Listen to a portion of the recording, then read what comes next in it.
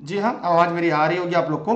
थोड़ी सी वॉइस में थोड़ी समस्या आ गई थी, उसके लिए अब हम लोग क्लास को कंटिन्यू करते हैं। आज हम लोग आपके सामने मिलकर पढ़ने जा रहे हैं हिंदी शिक्षण। हिंदी शिक्षण की संपूर्ण एक मास्टर वीडियो होगी जहां पर हम ये कोशिश करेंगे हिंदी शिक्षण के सभी तथ्यों को, सभी पहलुओं को पढ़ने का। और यहां से आपके परीक्षा में सीधे सीधे सवाल पूछे जाते हैं। ये सीरीज आपकी परीक्षा को ध्यान में रखकर तैयार की गई है। पूरी एनसीईआरटी की निचोड़ है। ई लर्निंग विद दुर्गेश के माध्यम से निःशुल्क क्लास आप सभी के लिए देशहित में, राष्ट्रहित में। आप लोग इस वीडियो के अंत तक बने रहिएगा और कोशिश करिएगा साथ ही साथ आप नोट्स भी बनाते चलिएगा, क्योंकि इस क्लास के बाद आपके पास खुद का एक संपूर्ण नोट्स होगा, जिस नोट्स के माध्यम से आप अपनी तैयारी को और बेहतर कर सकते हैं। हमें जानते हैं कि अर्जन और अधिगम क्या, अगर भाषा अर्जन की बात करें, अधिगम की बात करें, तो जो भाषा अर्जन है ये जन्मजात होता है। मतलब जो बच्चा पैदा होता है अपने समाज, अपने परिवेश में, वो क्या करता है, भाषा को सीखना शुरू कर देता है। उसे हम क्या कहते हैं, हम उसे भाषा अर्जन के नाम से जानते हैं। लेकिन होता क्या है, जिसके लिए किसी कोचिंग जरूरत पड़ती है, जिसके लिए किसी क्लास में जाना पड़ता है, उसे हम क्या कहते हैं, हम उसे अधिगम कहते हैं। इन दोनों को पढ़ेंगे और ये पूरी जो नोट्स है ई लर्निंग विद दुर्गेश की, इस नोट्स की संपूर्ण व्याख्या करेंगे और कोशिश करेंगे इससे जुड़े हुए सभी तथ्य, सभी प्रश्नों को भी हल करने का। सबसे पहले हम इन दोनों के बारे में अध्ययन करते हैं, दोनों के बारे में जानते हैं। जहां पर है कि भाषा अधिगम क्या है, अर्जन क्या है। तो जो हमारे यहाँ पर दिख रहा है, डायग्राम भी दिख रहा है, डायग्राम के माध्यम से सीखने और समझने का प्रयास करते हैं। यहाँ पर है कि जब किसी भाषा को बिना किसी व्यवस्थित शिक्षण प्रणाली के सहज रूप से सीखा जाता है तो भाषा अर्जन कहलाती है। जब हम अपने माता पिता, अपने बच्चों के साथ बिना किसी शिक्षण प्रणाली के सीखते हैं वो भाषा अर्जन है। जैसे हम कहते हैं, और कैसे हैं आप सब, घरे ठीक बाय, का पढ़ा था, हिंदी शिक्षण कंप्लीट पढ़ लिया, अगर कोनो समस्या है तो कमेंट करके पूछ लिया, और साथ साथ खुद का नोट्स बनावत चला। तो मतलब जो ये हम बोल रहे थे, जो भाषा बोल रहे थे, जो मेरी मदर टंग थी, या आपके यहाँ की भी कोई अलग मदर टंग होगी, क्या आपने कहीं इसके लिए सीखा था?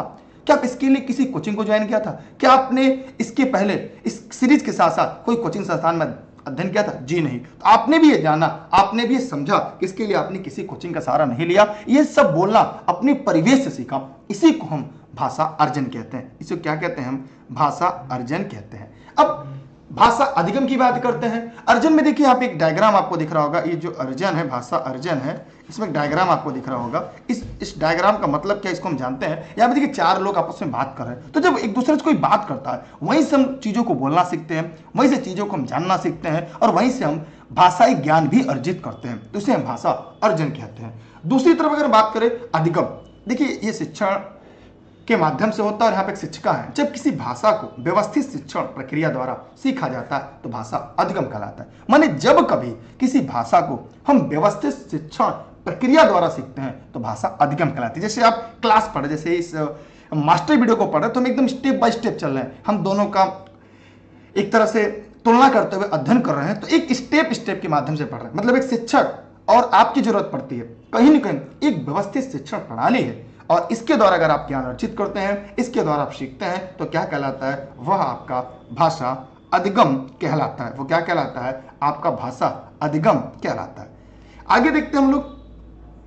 आगे आपके है कि ध्यान से हम लोग भी देखेंगे यहाँ पे कि भाषा अर्जन अचेतन प्रक्रिया है। ये जन्म से प्रारंभ होकर मृत्यु तक चलने वाली। जैसे जो बोलना सीखते हैं, जो अपने परिवेश में, अपने समाज में, अपने आसपास जो हम बोलना सीखते हैं, वो कहाँ से सीखते हैं, ये एक अचेतन प्रक्रिया है। ये हमारी कैसी प्रक्रिया है, ये एक अचेतन प्रक्रिया का हिस्सा है। और जबकि अगर हम बात करें कि भाषा अधिगम, ये चेतन प्रक्रिया है। एक निश्चित उम्र से प्रारंभ होकर एक निश्चित उम्र तक चलने वाली प्रक्रिया है। जैसे आज आप पढ़ रहे हैं, अगर आपको एक सरकारी शिक्षा की शिक्षिका ना बनना होता तो शायद आज आप हिंदी शिक्षण की क्लास ना पढ़ रहे होते। इससे एक बात साफ और स्पष्ट है कि आपका हिंदी शिक्षण की क्लास पढ़ना का जो उद्देश्य है वो कल का एक शिक्षक या शिक्षिका बनना। तो यहां कहीं ना कहीं ये एक चेतन प्रक्रिया है। एक निश्चित उम्र के बाद, क्या आप एक निश्चित उम्र के बाद अध्यापक या अध्यापिका होने के बाद, अध्यापक या अध्यापिका बनने के बाद, क्या आप इस तरह से इन तथ्यों को पढ़ेंगे? तो आपसे मेरा सवाल है, क्या आप तब भी से पढ़ेंगे? आपका जवाब है जी नहीं, हमारा सिलेक्शन हो जाएगा, हम अपने परिवार के साथ रहेंगे, अपने माँ बाप के साथ रहेंगे, लेकिन फिर से आप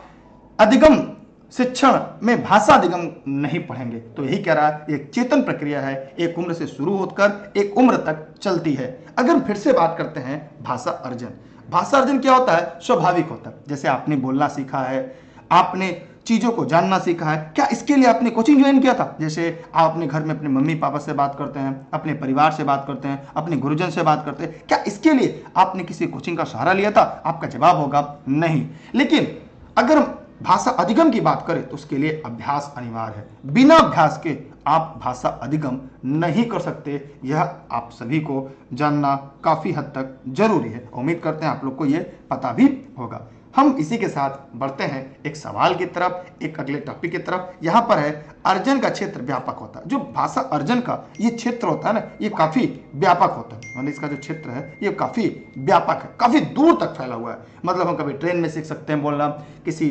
फंक्शन में सीख सकते हैं, कहीं घूमने गए हैं, किसी टूरिज्म प्लेस पर हो, अपनी कक्षा मतलब कहीं भी सीख सकते हैं। इसका क्षेत्र बहुत ही व्यापक होता है। लेकिन अगर हम बात करें अधिगम का, अगर हम भाषा अधिगम की बात करें तो जो भाषा अधिगम का क्षेत्र होता है ये संकुचित होता है। इसका एक निश्चित क्राइटेरिया है, एक निश्चित क्राइटेरिया है। उस क्राइटेरिया के बाहर हम नहीं जा सकते। मैंने इसको सीखने के लिए आप ई लर्निंग विद दुर्गेश के ऑनलाइन क्लास में पढ़ रहे हैं, जैसे आज आप पढ़ रहे हैं, अपने ई लर्निंग विद दुर्गेश के ऐप पे पढ़ सकते हैं, या आप किताब के साथ पढ़ सकते हैं, नोट से पढ़ सकते हैं, कक्षा कक्ष में पढ़ सकते हैं, विश्वविद्यालय में पढ़ सकते हैं, विद्यालय में पढ़ सकते हैं। लेकिन अधिगम का क्षेत्र जो है एक संकुचित है। ये सभी जगह भाषा अधिगम नहीं हो सकता, लेकिन भाषा अर्जन सभी जगह हो सकता है। इसलिए कहा गया है कि भाषा अर्जन का क्षेत्र व्यापक होता है। हम बढ़ते हैं अगले टॉपिक की तरफ। भाषा अर्जन यदि परिचित परिस्थितियों में हो तो और अधिक प्रभावशाली होता है। जैसे जो जौनपुर के होंगे, जैसे जो जौनपुर को समझे तो है कि हम कैसे बात करते हैं, या हम जो बात करते हैं का मतलब निकले।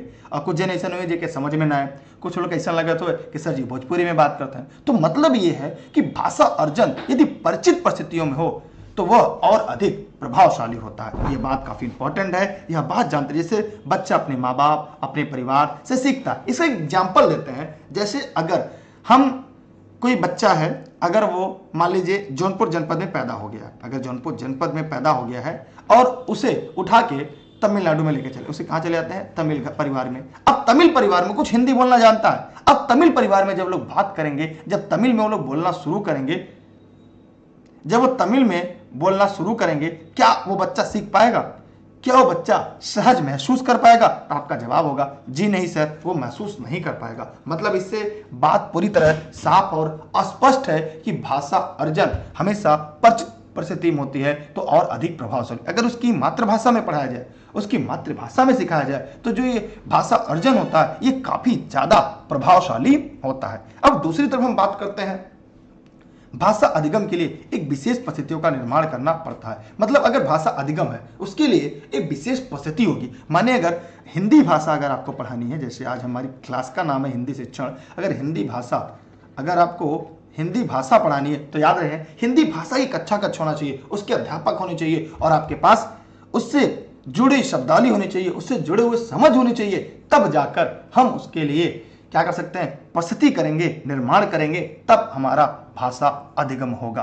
अब हम फिर से आते हैं भाषा अर्जन में। भाषा अर्जन मातृभाषा या क्षेत्रीय भाषा से संबंध रखता है। जो भाषा अर्जन है, जैसे हम बात करते हैं क्या आप लोग कैसे हैं, आप ये तो लोग वीडियो देख लिए, अगर देख लिया है तो वीडियो को लाइक करें और अपने सभी साथी के भेज दें, ताकि आप तोरे संगे जितना जने हैं सबके पास ये वीडियो चला जाए और उनका भाषा शिक्षण पूरी तरह से तैयार हो जाए। तो ये जो मैंने बात किया ये अपनी क्षेत्रीय भाषा में बात किया, मैंने अपनी मातृभाषा में बात किया। अब अगर इस भाषा में जो मेरी भाषा समझते थे, जो इस टंग को जानते थे, उनको मेरी बातें काफी अच्छे से समझ में आई, माने काफी हद तक वो समझ गए। लेकिन अगर जो ऐसे अभ्यर्थी होंगे जो इस मातृभाषा को मेरे नहीं समझ पाएंगे, उनके लिए समस्या रखता है। मतलब जो भाषा अर्जन होता है ये मातृभाषा या क्षेत्रीय भाषा से सीधा सीधा संबंध रखता है। आगे बात करते हैं, भाषा अधिगम द्वितीय और तृतीय भाषा सीखने से संबंध रखता है। जैसे कि मैं बात करूं, जैसे कोई जौनपुर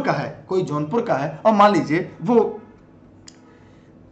बंगाल में रहता है, अगर कोई यहाँ का है और कोई बंगाल में रहता है, कोई यूपी का है और बंगाल में जाकर रहता है, और जब बंगाल में जाएगा तो उसका जो बच्चा होगा घर में जब पलेगा अपने माँ बाप से यूपी का तो हिंदी बोलना सीखेगा। लेकिन अगर उसी के साथ साथ वो बंगाली परिवार, बंगाली परिवेश, उसके आसपास का जो क्षेत्र है वहां के लोग बंगाली होंगे, तो अब क्या करेगा बच्चा, उनके आसपास बंगाली भी सीख लेगा।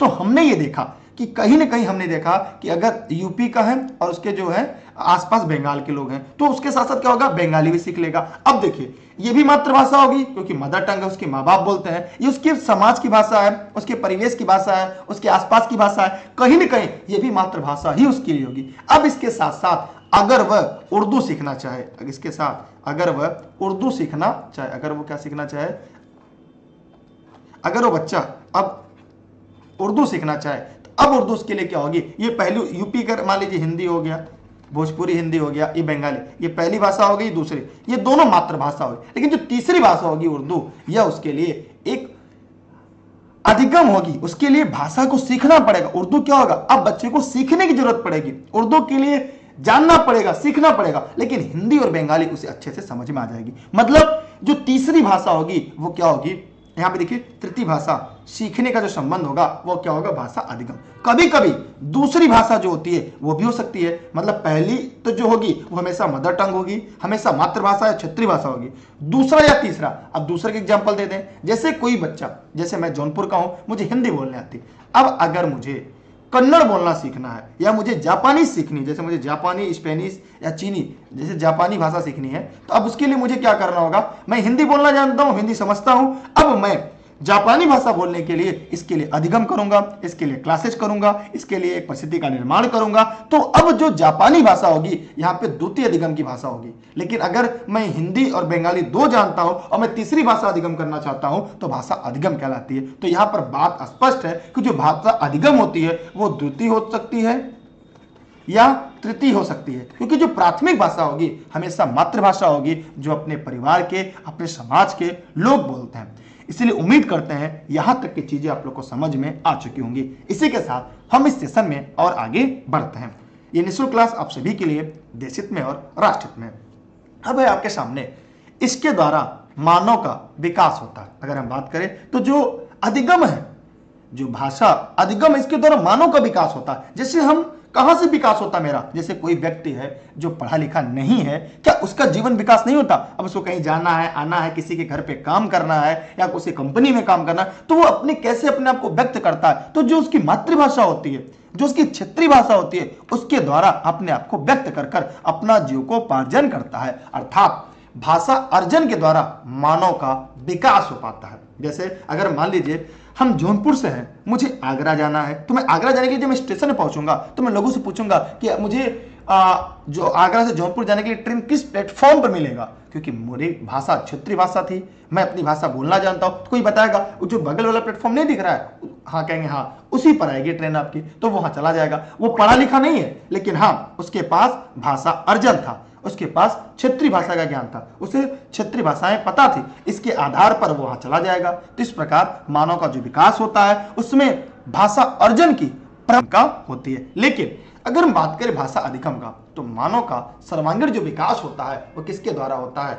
अगर मानव का अधिगम की बात करें तो सर्वांगीण विकास, जैसे आपने पढ़ाई की होगी, आपने बीटीसी किया होगा, डीएलएड किया होगा, बीएड किया होगा या बीएसटीसी, मतलब आपने जो प्रशिक्षण लिया है 2 वर्ष की, उसके बाद आप एक शिक्षक बनने की तैयारी कर रहे हैं। जिस दिन आप एक शिक्षक बन जाएंगे, आपका शिक्षिका बन जाएंगी, उस दिन आपके परिवार के द्वारा कहा जाएगा कि अब आपका विकास हो गया, वो भी सर्वांगीण विकास हो गया। तो इस प्रकार हमने और आपने देखा, हमने और आपने पढ़ा कि अधिगम द्वारा मानव का सर्वांगीण विकास होता है। किसके द्वारा, भाषा अधिगम के द्वारा। लेकिन भाषा अर्जन के द्वारा केवल सभी मानवों का विकास होता है। जिस प्रकार जब मनुष्य पढ़ना लिखना नहीं जानता था, क्या उस समय उसका डेवलपमेंट नहीं होता था, क्या वो जीता नहीं था, तो उसके जीने के लिए उसका विकास होता था। अर्थात हम कह सकते हैं कि जो आदि काल में जब मनुष्य लिखना पढ़ना नहीं जानता था, उस समय भाषा अर्जन के माध्यम से तब भी विकास होता था, आज भी, लेकिन तब सर्वांगीण विकास नहीं हो पाता था। और आज भाषा अधिगम के द्वारा मानव का सर्वांगीण विकास होता है। अब हम एक टॉपिक आपके चलते हैं, नोट है आपका जो आपको लिखना चाहिए, जरूरत पड़े तो इसकी स्क्रीनशॉट रखना चाहिए आपको। यहां पर है कि अधिगम और अर्जन में सबसे प्रमुख अंतर सीखने की परिस्थिति या वातावरण का होता है। चाहे भाषा अधिगम हो चाहे भाषा अर्जन हो, इसमें सबसे प्रमुख अंतर सीखने की परिस्थितियों का होता है या वातावरण का होता है। जैसे कुछ लोग ऐसे होते हैं जो इंतजार करते हैं कि जब भर्ती आएगी ना तब पढ़ना शुरू करेंगे, लेकिन आप में से ही कुछ ऐसे हैं जो प्रतिदिन अपनी मेहनत से अपनी पढ़ाई को जारी रखें। उनको ये विश्वास है कि एक दिन भर्ती आएगी और उनका सफल होगा। कुछ परीक्षा की तिथि का इंतजार कर रहे हैं कि परीक्षा तिथि होगी तब पढ़ना शुरू, लेकिन कुछ इसके साथ साथ अपनी मैराथन क्लास पढ़ रहे हैं, कुछ लोग मास्टर वीडियो पढ़ रहे हैं, कुछ लोग लगातार अपने सेशन में, अपने क्लास में अपनी तैयारी को और बेहतर करते जा रहे हैं। इसी के साथ हम लोगों ने देखा कि भाषा अधिगम और भाषा अर्जन में सबसे प्रमुख अंतर है सीखने की परिस्थिति या वातावरण। अगर कक्षा कक्ष के अंदर भाषा सीख रहा है तो अधिगम हो गया, लेकिन अगर कक्षा के बाहर अपने परिवेश में, अपने दोस्त के साथ, अपने मित्र के साथ, अपने परिवार, अपने रिश्तेदार, ट्रेन में, तो वहां पर अगर कोई भाषा सीख रहा है तो वहां पर क्या होगा कि यह भाषा अधिगम है। तो जितने भी लोग यहां तक वीडियो को देख लिया है, आप कमेंट्स करके यह केवल बताएं कि क्या आपको भाषा अधिगम और भाषा अर्जन में अंतर समझ में आ गया, क्या कोई ऐसा भी अभी बचा है जिसको यह कॉन्सेप्ट क्लियर ना हो। अगर आपका कॉन्सेप्ट क्लियर ना हो तो आप सभी साथी पूछिएगा, एक बार नहीं बार बार पूछेंगे, मैं आपको बार बार समझाऊंगा जब तक आपका कॉन्सेप्ट पूरी तरह से क्लियर ना हो जाए। सभी साथी जवाब देंगे जितने भी लोग इस वीडियो को यहां पर देख रहे थे। सबके कॉन्सेप्ट क्लियर हो गए? आप कमेंट करके जवाब जरूर दीजिएगा। अगला है आपके सामने बालकों में भाषा का विकास। ये काफी इंपॉर्टेंट टॉपिक है, उम्मीद करते हैं इसमें भी हम लोग पढ़ेंगे और परीक्षा के दृष्टिकोण से इस बात को ध्यान देंगे कि इसमें क्या क्या चीजें आपके लिए महत्वपूर्ण है। ठीक, किसी के मन में कोई सवाल हो, कोई प्रश्न हो। अब बालकों में भाषा विकास, तो सभी बच्चों में भाषा का विकास, जहां बालकों शब्द का मतलब होगा या बालक और बालिका दोनों समझते चलिएगा। ठीक है, अब यहां पे बालक के विकास के विभिन्न आयाम होते हैं। बालक का जो विकास होता है उसके भी विभिन्न आयाम होते हैं। आइए इन आयामों के बारे में भी हम चर्चा करते हैं। भाषा का जो विकास भी इन्हीं आयामों में से एक है। भाषा को अन्य कौशलों की तरह अर्जित किया जाता है। जैसे अन्य कौशल है उस तरह भाषा को भी कौशल अर्जित किया जाता है। यह अर्जन बालक के जन्म के बाद ही प्रारंभ हो जाता है। अब आपने सीख लिया, अब आपने जान लिया कि जो बच्चा है उसके बाद उसके पास जो बालक भाषा का अर्जन करता, वो जन्म होने से ही उसकी सीखने की दर शुरू हो जाती है। अनुकरण के साथ, अनुकरण वातावरण के साथ अनुक्रिया तथा शारीरिक, सामाजिक एवं मनोवैज्ञानिक आवश्यकताओं की पूर्ति की मांगे इसमें विशेष भूमिका निभाती है। जैसे जब नवजात शिशु जन्म लेता है तो पहले एकटक आंखों को ध्यान से देखता है, फिर समझ में आ जाता है कि आप उससे परिचित हैं या नहीं, फिर रोने लगता है या आपकी तरफ बाएं फैला देता है। मतलब उसकी शारीरिक और सामाजिक और मनोवैज्ञानिक आवश्यकताओं की पूर्ति के लिए वो क्या करता है, अपने आप को व्यक्त करने का प्रयास करता है। कभी मौखिक रूप से, सांकेतिक रूप से, लिखित तो कर नहीं सकता, रोने लगता है। तो उस प्रकार हमने देखा कि अनुकरण वातावरण, मतलब अगर आपके परिवार में लोग बोलते हैं तो बच्चा देखकर सीखता है और आपके साथ अनुक्रिया करता है। आप जैसे बोलते हैं वैसे बच्चा बोलने का प्रयास करता है और इस प्रकार उसकी क्या होती है, भाषा विकास धीरे धीरे होने लगता है। ठीक, अब आगे चलते हैं हम इसके कुछ महत्वपूर्ण बिंदुओं को पढ़ेंगे। जहां जरूरत पड़े आप इसकी स्क्रीनशॉट अपने पास सुरक्षित रखते चलिएगा। आगे हम बात करते हैं भाषा विकास की प्रारंभिक अवस्था। इस अवस्था में एक तरह से बालक द्रव्यनात्मक संकेतों से युक्त भाषा को समझने और प्रयोग करने के लिए स्वयं को तैयार करता हुआ प्रतीत होता है। माने भाषा विकास की जो प्रारंभिक अवस्था होती है, जब नवजात शिशु जन्म लेता है, जब दुनिया में आता है, तो बालक क्या होता है, ध्यानात्मक संकेत। ध्यानात्मक संकेत का मतलब, अगर आपने कभी नवजात शिशु को देखा होगा, नवजात बच्चे को देखा होगा, पहले क्या होगा, वो बच्चा आपको पहले ध्यान, जैसे मैंने 4 महीने का या 3 महीने किसी का बच्चा है तो सबसे पहले आपको ध्यान से देखेगा, और जब आपको ध्यान से देखेगा, ध्यान से देखने के बाद वो आपको पहचानेगा। अगर वो आपको पहचान लिया तो अब क्या करेगा, आपकी तरफ हाथ फैला देगा ताकि आप उसे गोद में उठा ले।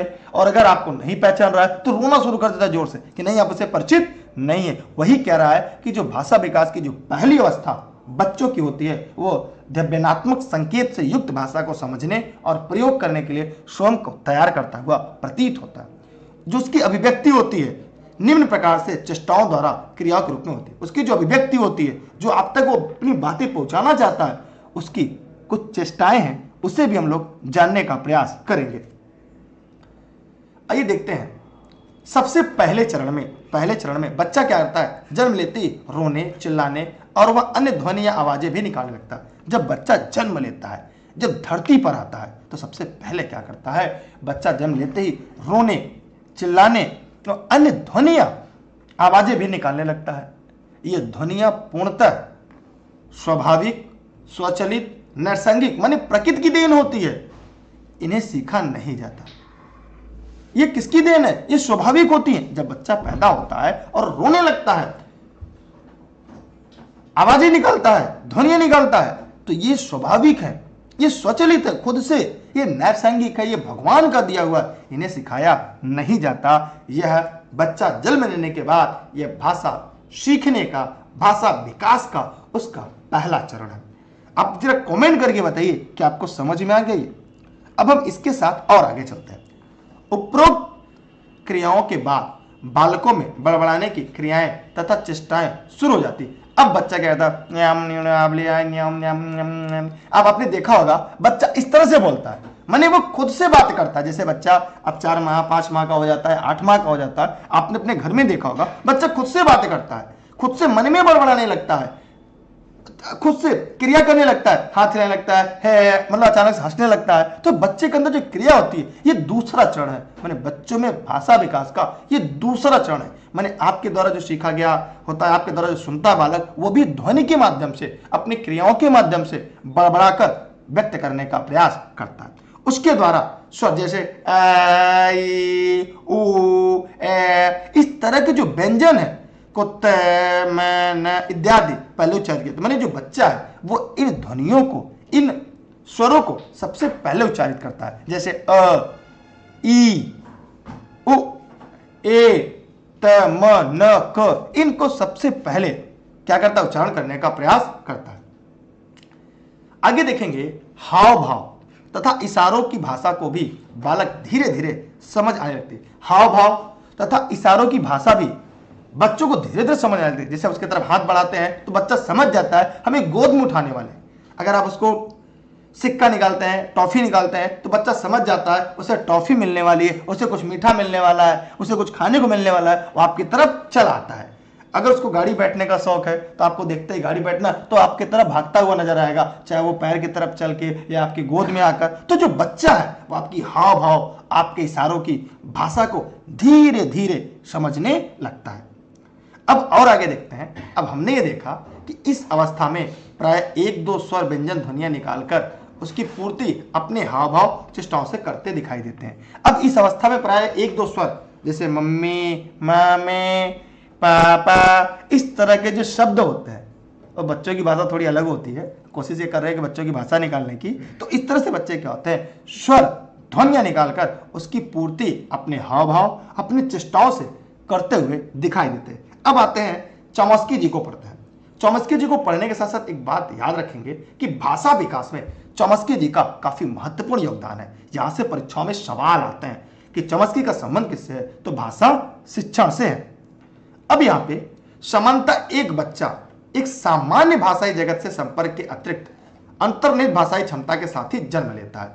जैसे मैं आपको बताऊं, एक जनरेशन के बाद अगली जनरेशन थोड़ी सी एडवांस आती है। जैसे एक एंड्रॉयड फोन है, जैसे आपके पास एंड्रॉयड फोन होगा, या आप इस वीडियो को ई लर्निंग विद दुर्गेश के ऐप में, या इंस्टाग्राम पे ई लर्निंग विद दुर्गेश के, या ई लर्निंग विद दुर्गेश के फेसबुक पेज, या ई लर्निंग विद दुर्गेश के यूट्यूब चैनल, कहीं भी इस वीडियो को आप देख रहे होंगे, चाहे आप मोबाइल पे देख रहे होंगे, चाहे डेस्कटॉप पे देख रहे होंगे, तो क्या आपके दादा भी इस तरह की वीडियो चलाकर देख पाएंगे? क्या आपके दादा मोबाइल फोन को आपकी तरह चला पाएंगे? बताइए। लेकिन एक नवजात शिशु जो 3 से 4 साल का भी नहीं हुआ, उसको वो मोबाइल दीजिए, अपने मोबाइल में वो कार्टून चलाता है, उसको ये पता कि अभी स्किप करना है ऐड, और जैसे ऐड आता है उसको स्किप कर देता है। लेकिन आपके दादा को दे दिया जाए तो कहेंगे का प्रचार लगा के दे दिए, तो हम रामायण लगा कहे तो प्रचार लगा के दे दिया। लेकिन एक छोटा सा बच्चा जो भी 2 साल का पूरा नहीं हुआ है, वो क्या करता है, जब आपका मोबाइल शुरू होता है, वो यूट्यूब शुरू होता है, तो जैसे कार्टून चलता है वो यहाँ पे ध्यान देता है, जैसे ऐड स्किप आएगा इसको स्किप कर देगा। नहीं समझ में आ रहा है, बोल के दिखाएगा। ट्रैक्टर की वीडियो, उसको ट्रैक्टर देखना है, जेसीबी देखना है, तो बोलता है, उसको पता है कि यहाँ पे क्लिक करने के बाद बोलेंगे तो वीडियो आ जाएगी। तो एक जनरेशन के बाद जो अगला जनरेशन होता है, एडवांस जनरेशन होता है। आदि मानव के बाद से जो लगातार मानव का विकास का क्रम चलता रहा है, हर एक पीढ़ी के बाद एक अगली जो पीढ़ी आती है उससे ज्यादा एडवांस होती है। इसलिए आपने देखा होगा जनरेशन, जैसे आपने 2G पढ़ा होगा, 3G पढ़ा होगा, 4G पढ़ा होगा, 5G पढ़ा होगा, ये G का मतलब जनरेशन होता है। आज हम उसी G की बात कर रहे हैं। माने सामान्यतः एक बच्चा एक सामान्य भाषाई जगत से संपर्क के अतिरिक्त अंतर्निहित क्षमता के साथ ही जन्म लेता है। मैंने उसके अंतर्निहित भी क्षमता होता है, उसी के साथ क्या होता है, बच्चा क्या करता है, विकास करता है। ठीक, आगे चलते हैं हम एक और अगले टॉपिक पर, भाषा विकास की वास्तविक अवस्था की तरफ। ये वास्तविक अवस्था क्या है? माने प्रारंभिक अवस्था को भाषा सीखने के लिए तैयारी की अवस्था कहा जाता है। माने जो भाषा विकास जो वास्तविक अवस्था क्या होती है, जो प्रारंभिक अवस्था को ही भाषा सीखने की तैयारी की अवस्था कहा जाता है। इस अवस्था के पश्चात बालकों में वास्तविक भाषा का विकास कार्य प्रारंभ हो जाता है, जिसे भाषा का विकास की वास्तविक अवस्था कहा जाता है। आइए इसके बारे में और जानते हैं। यह अवस्था बालक का 1 वर्ष हो जाने पर शुरू हो जाती है। माने जब बालक 1 वर्ष का हो जाता है तो यह अवस्था जो है शुरू हो जाती है। पहले बालक मौखिक अभिव्यक्ति के रूप में भाषा का विकास होता है। मतलब जो बच्चा पहले मौखिक बोलना सीखता है, उसकी व्यक्ति बोलने से होती है। टॉफी, चॉकलेट, बाजार जा, मतलब इस तरह की जो भाषा बच्चा प्रयोग करता है, इस तरह की जो बच्चा भाषा बोलता है, ये उसकी प्रारंभिक अवस्था के बाद की अवस्था शुरू होती है। ये 1 वर्ष हो जाने के बाद इस तरह की बच्चों में शुरू होती है। अब हम बात करेंगे वह शब्दों, वाक्यों, इससे बनी भाषा को बोलना और समझने लगता है। माने वह शब्द, वाक्य, इनसे बनी भाषा को बोलने लगता है और समझने भी लगता है। अब जैसे पापा बाजार से आवे लगत हमरे विदा टॉफी ले आया। अगर बच्चा इस तरह से बोल रहा है तो शब्द भी बोल रहा है, वाक्य है, और इससे बनी भाषा को भी बोलने लगता है और समझने लगता है। पापा कहते हैं कि हाँ बेटा शाम को हम टॉफी लेकर आ जाएंगे। तो अब उससे जो शब्द था, उसका जो वाक्य था, बच्चा बोला और उसके पिताजी ने उसका जवाब दिया और बच्चा उसको समझ लिया। माने इस अवस्था तक आते आते बच्चा शब्द, वाक्य और इनसे बनी भाषा को बोलना और समझना दोनों धीरे धीरे सीखने लगता है। आगे चलते हैं। आगे हम देखते हैं कि उसके मौखिक शब्द भंडार में वृद्धि होती है। उसकी जो मौखिक शब्द की भंडार होती है धीरे धीरे बढ़ने लगता है। उसमें मौखिक अभिव्यक्ति के विभिन्न साधनों पर अधिकार जमाने की योग्यता, कुशलता में वृद्धि हो जाती है। अब वो आपसे मोबाइल मांगता है, पापा मोबाइल दीजिए, पापा कार्टून देखना है, पापा मोटू पतलू देखना है, पापा सौरभ सर की इंस्टाग्राम पे वीडियो देखनी है। ठीक है, तो अब क्या करता है कि बच्चा धीरे धीरे क्या करता है, अपने अभिव्यक्ति रखने लगता है। अब बच्चा अपना बोलना शुरू करता है, क्योंकि उसके अंदर अब मौखिक अभिव्यक्ति के विभिन्न साधनों पर अधिकार जमाने की योग्यता और कुशलता में भी धीरे धीरे वृद्धि होने लगती है। विद्यालय में प्रवेश करने तथा लिखित भाषा की शिक्षा ग्रहण करने के फलस्वरूप वो भाषा के विचार विनिमय का साधन ही नहीं बल्कि ज्ञान प्राप्त करने और शिक्षा ग्रहण करने का माध्यम बनाकर अपना सर्वांगीण विकास करने में पूरी तरह समर्थ हो। जैसे अगर मान लीजिए कोई लड़का है, उसका नाम बीजी है। अब जो बीजी नाम का लड़का है, बच्चा है, अब वो क्या करेगा, पहले लिखित भाषा की शिक्षा ग्रहण करने की कोशिश करेगा। जब वो छोटा बच्चा है, जब धीरे धीरे बड़ा होगा तो क्या करेगा, अब वो लिखित भाषा ग्रहण करेगा। जैसे वो पढ़ेगा क, ख, ए, बी, इस तरह से क्या करेगा, वो भाषा को लिखकर ग्रहण करेगा। अब वो शिक्षा ग्रहण करेगा, और जब वो शिक्षा ग्रहण कर लेगा तो भाषा को विचार विनिमय का साधन ही नहीं, मतलब ऐसा नहीं है कि अब बीजी बोल रहा है सौरभ समझ रहा है, सौरभ बोल रहा है बीजी समझ रहा है, बीजी माने विपिन है आप, ठीक है, तो ऐसा नहीं है। आपके यहाँ पर ये ग्रहण करने का माध्यम बनाकर अब ये अपना सर्वांगीण विकास करने में पूरी तरह समर्थ हो जाता है। माने जब विपिन की बात सौरभ समझे और सौरभ की बात जब विपिन समझे, इसका मतलब उन दोनों के अंदर सर्वांगीण विकास हो रहा है। भाषा का क्या हो रहा है, सर्वांगीण विकास धीरे धीरे होता चल रहा है। आगे देखते हैं। भाषा सीखने के क्रम में बालक में सबसे पहले मौखिक शब्दावली का विकास होता है। अगर भाषा सीखने के क्रम की बात करें, जैसे आप अपने आसपास के बच्चों को ध्यान से देखें, आपको एक बात समझ में आता है कि आपने सबसे पहले बच्चा क्या करता है, पहले वो मौखिक भाषा सीखता है। जैसे पापा, mummy, chocolate, toffee, tractor, mobile, मैंने इस तरह से बच्चा जो धीरे धीरे शब्दों को बढ़ाते जाता है, जो उसका शब्दकोश बढ़ता है, वो मौखिक होता है। मौखिक सीखता भी है और मौखिक बोलना भी शुरू करता है। मतलब उसके अंदर लिखित ज्ञान अभी नहीं आते, लिखित भाषाई ज्ञान का विकास अभी नहीं होता। उसके बाद उसमें मौखिक अभिव्यक्ति, वाक शक्ति का भी विकास होने लगता है। अब वो क्या करता है, आपसे लड़ने के लिए भी तैयार होता है, आपसे झगड़ने के लिए भी तैयार होता है, क्योंकि उसके अंतर्गत मौखिक अभिव्यक्ति, वाक्य शक्ति का भी क्या होता है, विकास होने लगता है। इसके बाद पढ़ने संबंधित योग्यता या अभिव्यक्ति का विकास होता है। अब क्या होता है, अब जब वो पढ़ना शुरू करता है, अब अगर उसको यहाँ इस तरह से लिख दिया जाए तो आप बता देगा क्या लिखा है, क लिखा है। और उसको ये पूछा ये क्या लिखा है, तो कहेगा सर ई लिखा है। अब बच्चा धीरे धीरे क्या होगा, पढ़ने के साथ साथ, लिखने के साथ साथ तो पढ़ने की भी योग्यता का विकास होगा, अभिव्यक्ति का भी विकास होगा। इस तरह से भाषा के मौखिक एवं लिखित रूपों में विभिन्न कौशल के अर्जन विकास में उसके धीरे धीरे कदम बढ़ जाते हैं। इस प्रकार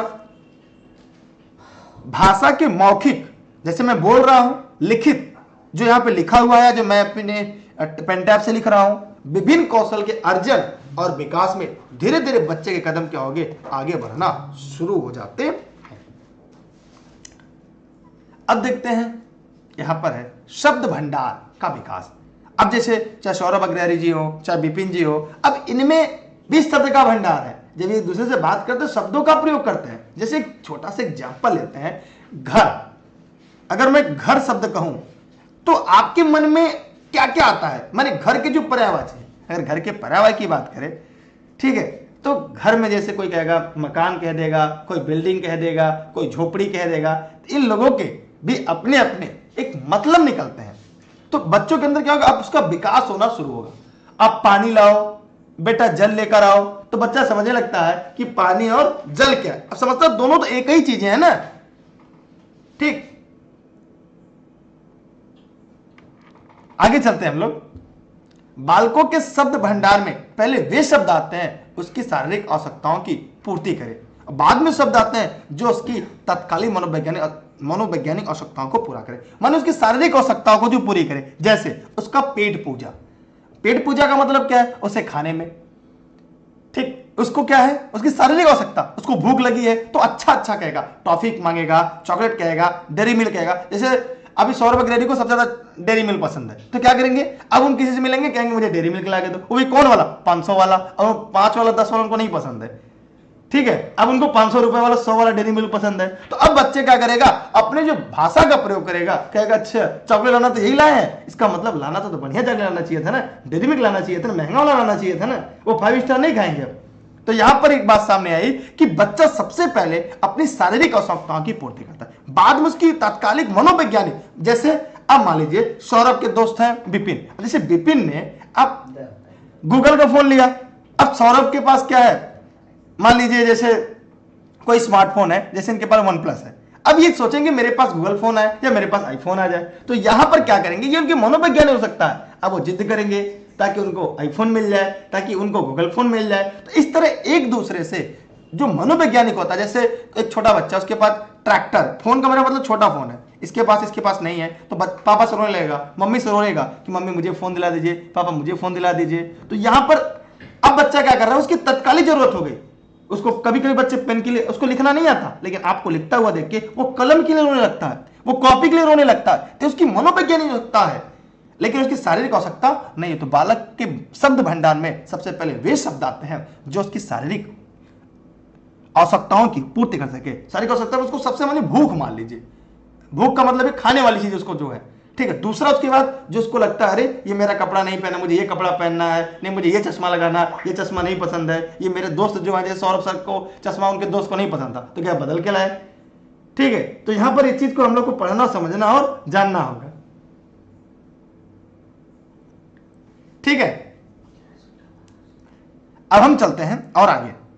अब यहां पे देखेंगे कि इन शब्दों का दायरा पहले परिवार तक सीमित रहता है, मतलब जो शब्द बोलता है बच्चा वो अपने परिवार से, जैसे आप ध्यान से देखिएगा, जैसे जौनपुर में है लोग कहते हैं कामा का करत हो, पढ़त हो का, तो इस तरह की जो शब्दावली जौनपुर शहर की शब्दावली है, तो सबसे पहले इन शब्दों का दायरा पहले परिवार तक सीमित रहता है, बाद में बालक जैसे जैसे बड़ा होता जाता है। जैसे अगर हम संजय के एग्जाम्पल लें, तो संजय क्या थे, पहले उनका जो दायरा था परिवार तक था, फिर वो क्या किए, BHO से PG किए, और फिर धीरे धीरे बढ़ते गए, अब वो नेट JRF हो गए। तो धीरे धीरे जब बढ़ते हैं तो उनके लोग संपर्क में आते हैं, और जब लोग उनके संपर्क में आते हैं तो उनसे भी वो सीखते हैं, उनसे भी ज्ञान अर्जन करते हैं, उनसे भी ज्ञान का भंडार बढ़ता है। तो हमने देखा कि इन शब्दों का दायरा पहले परिवार तक सीमित रहता है, बाद में बालक जैसे जैसे बड़ा होता है अन्य लोगों के संपर्क में आता है, विद्यालय जाना शुरू करता है, उसका शब्द भंडार काफी विस्तृत हो जाता है। एक एग्जाम्पल हम आपको देंगे कि आपको गाली देना कौन सिखाया। क्या आप लोग गाली देना जानते हैं?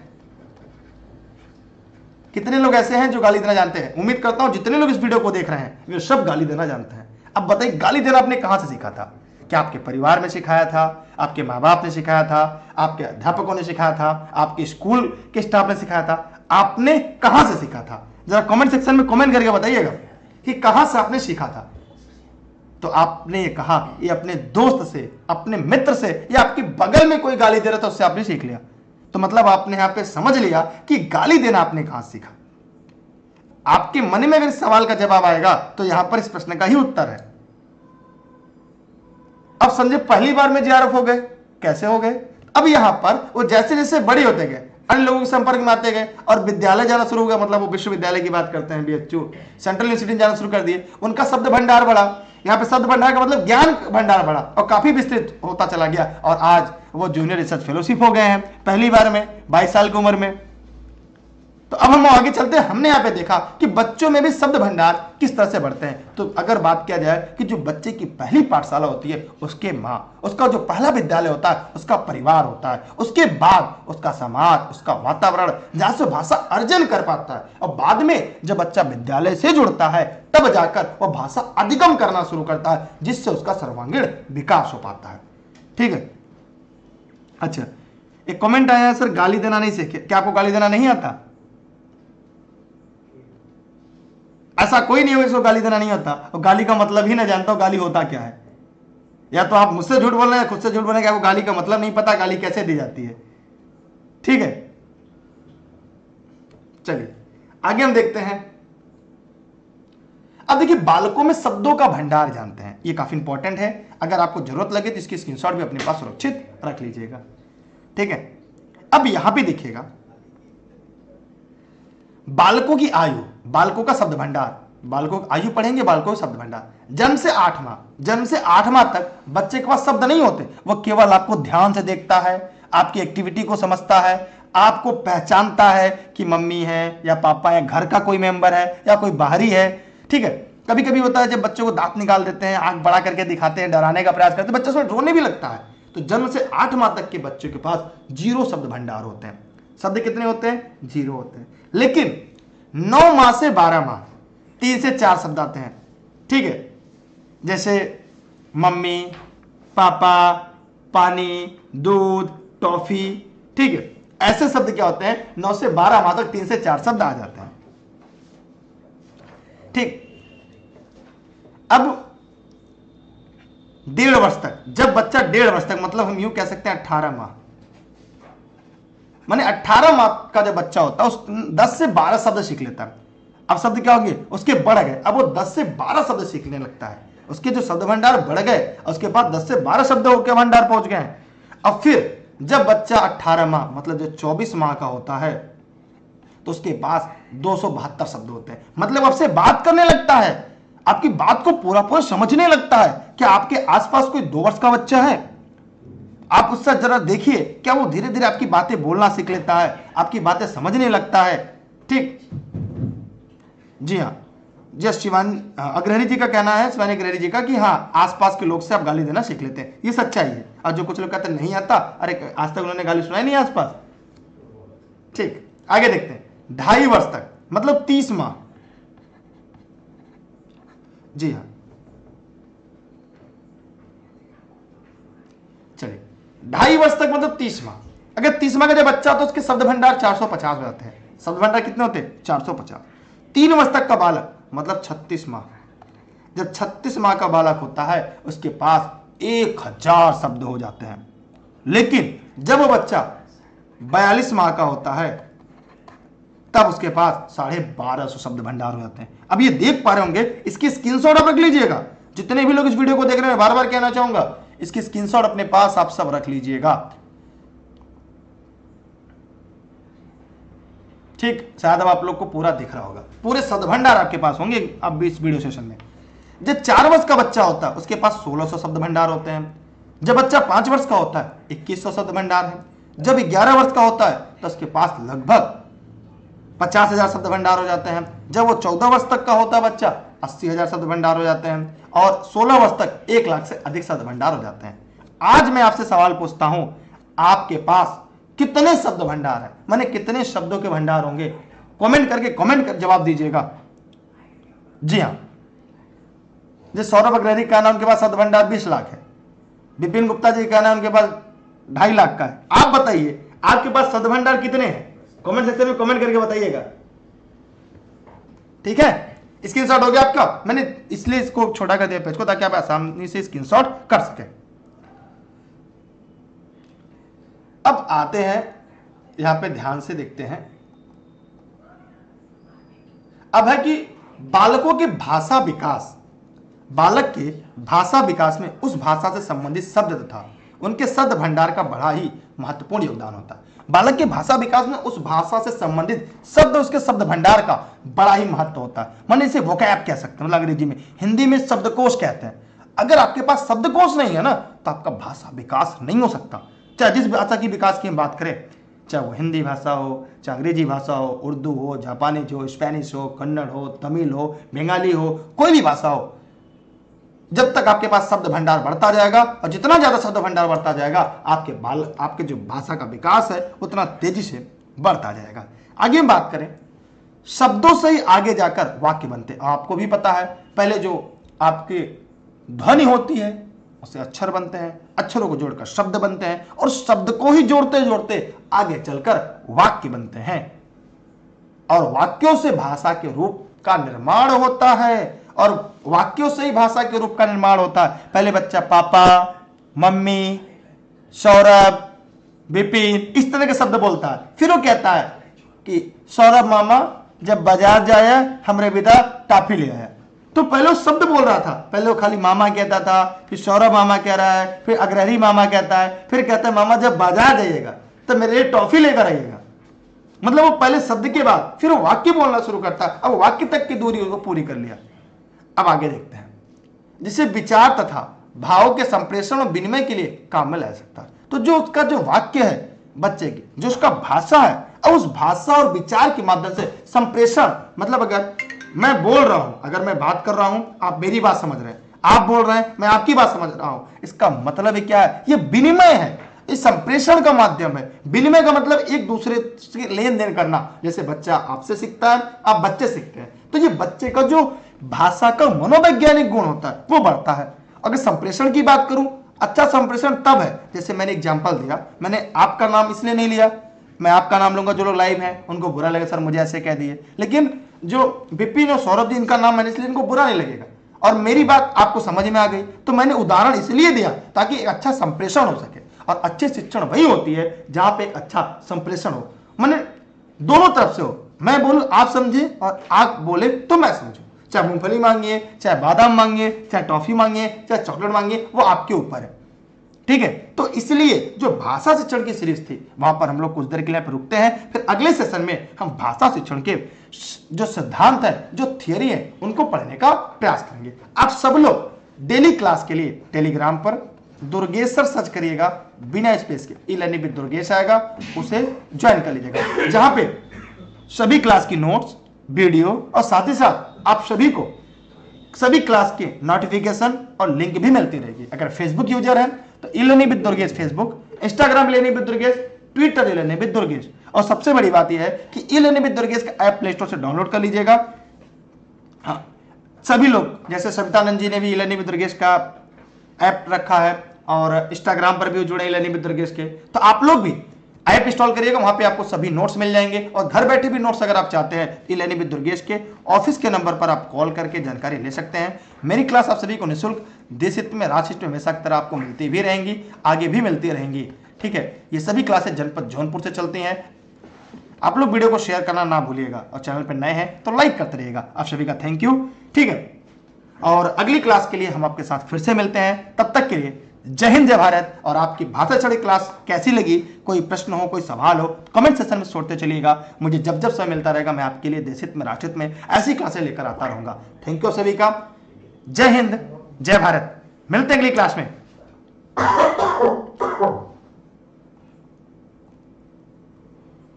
क्या आप भी सरकारी शिक्षक बनने की तैयारी कर रहे हैं? क्या आप भी अब की बार टेट पार करने की तैयारी कर रहे हैं? चाहे कोई भी हो परीक्षा, अब TET, C TET, REET, MP TET आदि सभी राज्यों की परीक्षा के सिलेबस के आधार पर हम आपके लिए लाए हैं सारे विषयों की महत्वपूर्ण नोट्स। स्टेट, NCERT और प्रीवियस ईयर के पेपर के आधार पर डिजाइन किए गए हैं ताकि इस बार आपका सरकारी शिक्षक या शिक्षिका बनने का सपना साकार हो जाए। अब की बार टेट पार, सुपर टेट, KVS और रीट मेंस एग्जाम के नोट्स भी उपलब्ध हैं। ऑनलाइन क्लासेस में practice sheets, model paper, online live और रिकॉर्डेड सेशन और PDF नोट्स भी अवेलेबल हैं।